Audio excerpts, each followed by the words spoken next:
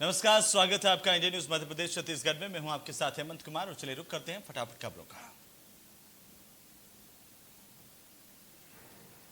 Olympic के बीच मोदी सरकार का बड़ा फैसला, राजीव गांधी नहीं अब मेजर ध्यानचंद के नाम से होगा खेल रत्न अवार्ड। पीएम मोदी ने ट्वीट करते हुए दी जानकारी। मध्य प्रदेश बीजेपी प्रदेश अध्यक्ष वी डी शर्मा ने प्रधानमंत्री का आभार जताया। राजीव गांधी खेल रत्न पुरस्कार के नाम बदलने पर खुशी जाहिर की।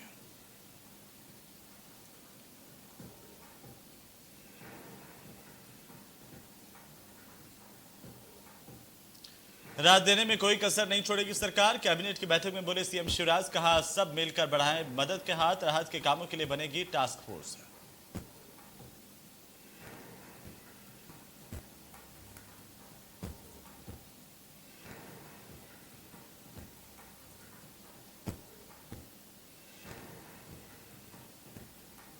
इसमें प्रमुख विभागों के मंत्री और अधिकारी शामिल होंगे। राहत और बचाव के काम कैसे आखिरकार बेहतर किए जाएं, इसे लेकर के काम करेंगे।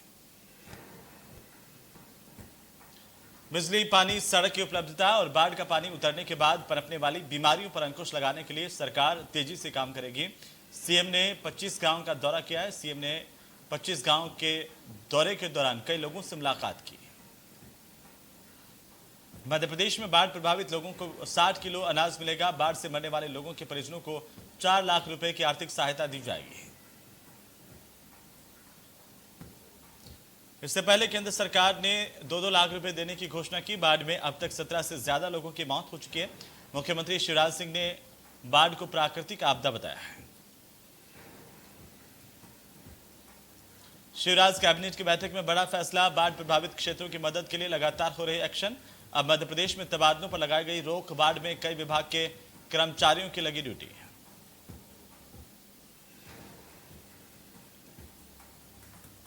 कांग्रेस के आरोपों पर कहा है कि गाली देने की वजह इस समय मिलकर काम करें तो बेहतर होगा।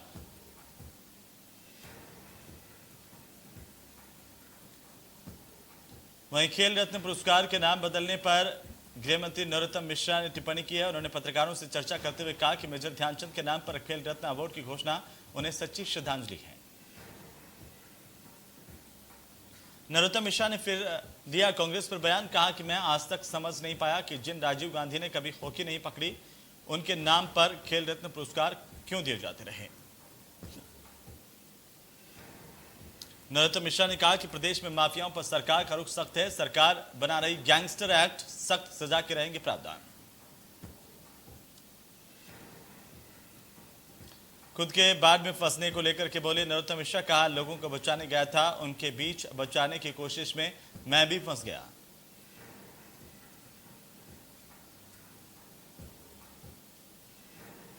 तो कमलनाथ को लेकर के आक्रामक हुए नरोत्तम। कहा सिर्फ कमरे में बैठकर बात करते हैं कमलनाथ, सिर्फ ट्विटर पर राजनीति करते हैं।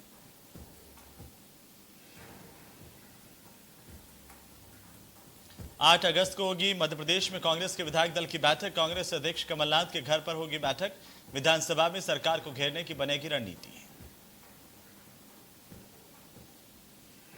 कमलनाथ ने ट्विटर अकाउंट से हटाया नेता प्रतिपक्ष का टैग। विधानसभा के मानसून सत्र से पहले हटाया गया। मध्य प्रदेश में बाढ़ के हालातों को लेकर के पूर्व सीएम और पीसीसी चीफ कमलनाथ ने ट्वीट करते हुए लिखा कि ग्वालियर चंबल के बाढ़ग्रस्त इलाकों में लोगों का खाने पीने का, गृहस्थी का सामान पूरी तरह से बह चुका है। उन्होंने लिखा है कि प्रभावित लोग भूखे प्यासे राशन के लिए दर दर भटक रहे हैं। मैं सरकार से मांग करता हूं कि इन लोगों के लिए वैकल्पिक रहने की जगह राशन, पीने का पानी, दवाइयां समेत सभी जरूरतों की चीजों की व्यवस्था करवाई जाए।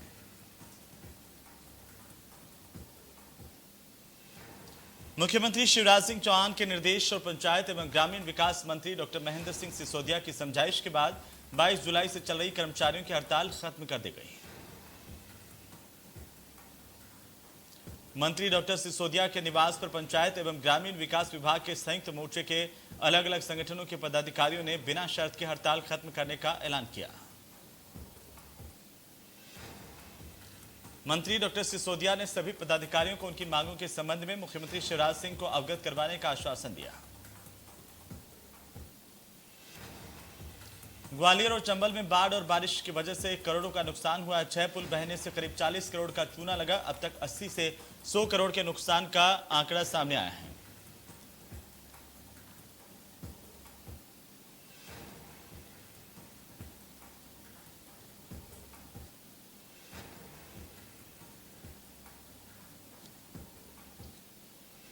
मध्य प्रदेश में लगातार बारिश के बीच मौसम वैज्ञानिकों ने अनुमान लगाया है अगले 24 घंटे के दौरान मध्य प्रदेश में हल्की बारिश की संभावना जताई गई है। भोपाल में भारी बारिश हो सकती है। इसके साथ ही सीहोर, शाजापुर, आगर, नीमच, शिवनी, मंदसौर, दतिया, टीकमगढ़, सागर और निवाड़ी में भारी बारिश की संभावना है। विदिशा, रायसेन, राजगढ़, गुना, अशोकनगर में भी बारिश परेशान कर सकती है।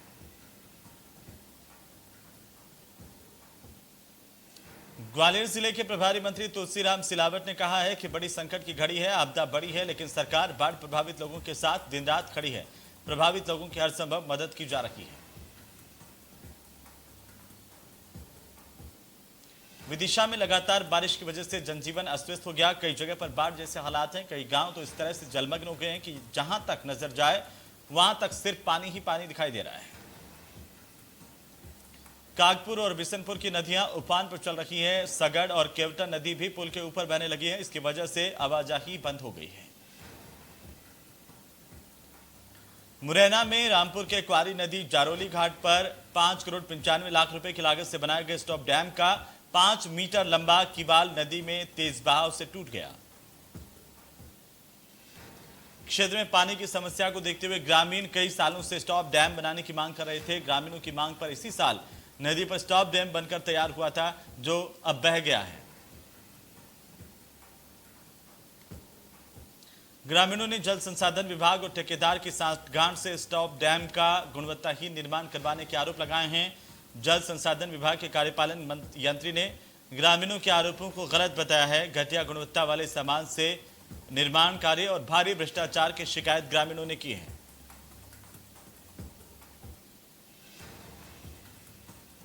मूसलाधार बारिश की वजह से गुना बेहाल हो गया है। नानाखेड़ी के पास युवक बाइक समेत बह गया। गोसीपुरा क्षेत्र में पानी की रफ्तार के साथ कई ठेले बह गए हैं। पूरे शहर में गुना में पानी का सैलाब आया हुआ है। कई गांवों में पानी भर गया है। 1 सैकड़ा से ऊपर गांव का संपर्क गुना से कट गया है।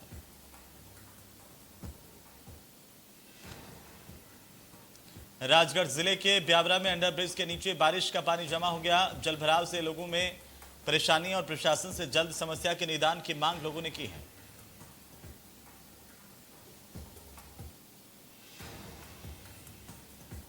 गौरेला, पेंड्रा, मरवाही जिले में नवनिर्मित स्कूल भवन का हाल बद से बदतर हो गया है।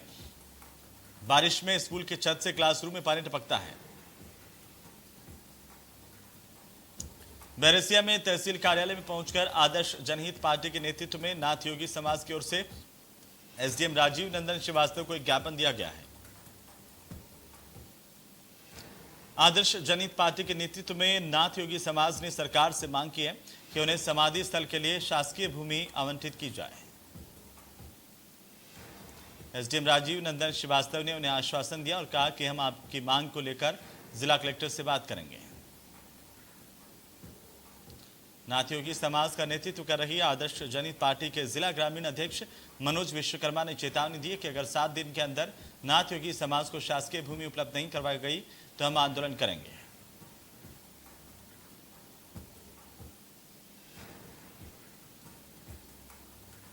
इंदौर में टीआई अमृता सोलंकी ने फिल्मी अंदाज में जुए के अड्डे पर दबिश देकर 7 जुआरियों को गिरफ्तार किया।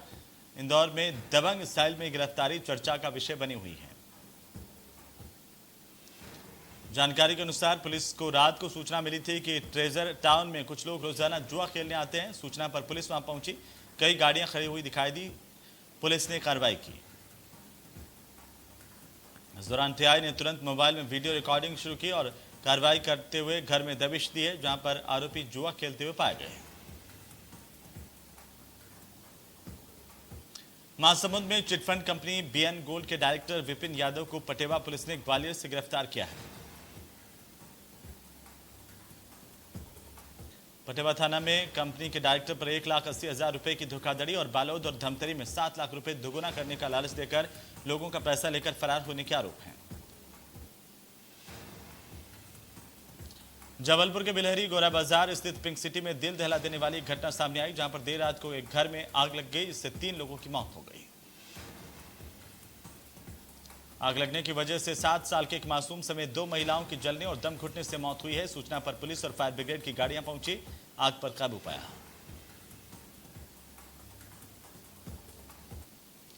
भिंड में ट्यूबवेल की मोटर निकालने गए 3 लोगों की मौत हुई है। कुएं में जहरीली गैस होने की वजह से मौत हुई। शवों को निकालने के लिए मौके पर एनडीआरएफ की टीम पहुंची। अटेर थाना क्षेत्र के परा गांव की घटना बताई जा रही है। बुरहानपुर में लूट के आरोपियों पर एसपी ने किया 10,000 का इनाम घोषित। जिले के नेपानगर थाना इलाके के गांव चांदनी बोरसल रोड पर कुछ अज्ञात बदमाशों ने लूट की घटना को अंजाम दिया था। इस मामले को पुलिस ने प्राथमिकता के साथ लेते हुए जांच शुरू कर दी थी, लेकिन कई दिन बीत जाने के बाद भी आरोपियों के कोई सुराग हाथ नहीं लगे। इसके बाद अब एसपी ने बदमाशों पर नकद इनाम घोषित किया है।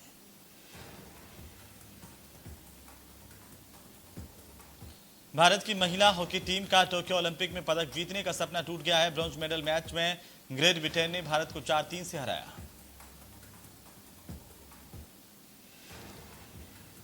तो वहीं कड़े मुकाबले में भारतीय महिला टीम ने शानदार खेल दिखाया। दूसरे क्वार्टर में 3-2 की बढ़त बना ली थी। इस टीम के इस बढ़त को कायम नहीं रखा जा सका और जीत का सेहरा भारतीय टीम के सर पर नहीं बन पाया। ब्रिटेन ने तीसरे और चौथे क्वार्टर में 15 मिनट के अंदर 2 गोल दागे और इसके बाद 4-3 से मैच जीत लिया। टीम इंडिया ने इस पूरे टूर्नामेंट में अच्छा प्रदर्शन किया, पहली बार सेमीफाइनल में जगह बनाई।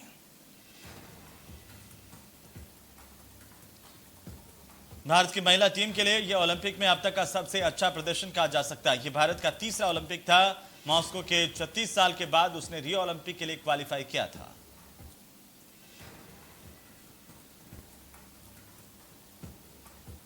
राष्ट्रपति रामनाथ कोविंद ने भारतीय महिला हॉकी टीम की तारीफ की। कहा कि भारतीय महिला हॉकी टीम ने मैदान पर शानदार प्रदर्शन किया और अपने शानदार प्रदर्शन से हर भारतीय का दिल जीता। हमें आप सभी पर गर्व है।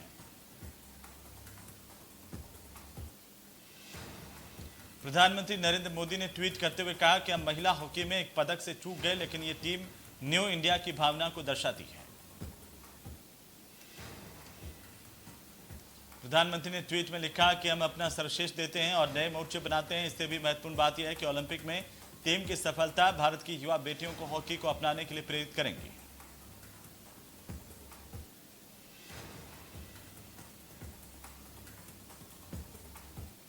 प्रधानमंत्री ने महिला हॉकी टीम के खिलाड़ियों से बात की और उनका मनोबल बढ़ाया। प्रधानमंत्री के कॉल के बाद खिलाड़ी भावुक हो गए। पूर्व केंद्रीय खेल मंत्री और केंद्रीय कानून मंत्री किरेन रिजिजू ने कहा है कि हॉकी का सुनहरा दौर वापस लौट आया है। लड़कियों, हिम्मत मत छोड़ो। आप सभी ने टोक्यो ओलंपिक में दुनिया के टॉप 4 में पहुंचकर शानदार खेल दिखाया। उत्तर प्रदेश के मुख्यमंत्री योगी आदित्यनाथ ने महिला टीम का अभिनंदन किया। उन्होंने कहा कि मैच हारा लेकिन मन जीता। टोक्यो ओलंपिक में इतिहास रचने वाली मां भारती की बेटियों का हार्दिक अभिनंदन।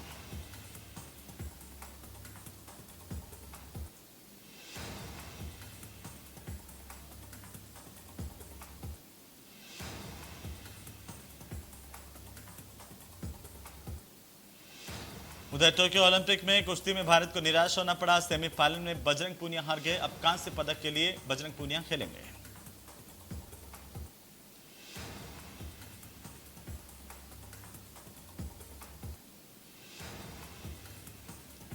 जम्मू कश्मीर में सरकार बदल रही। स्कूलों की तस्वीर सुरक्षा बलों के शहीदों के नाम पर रखा जाएगा सरकारी स्कूलों का नाम।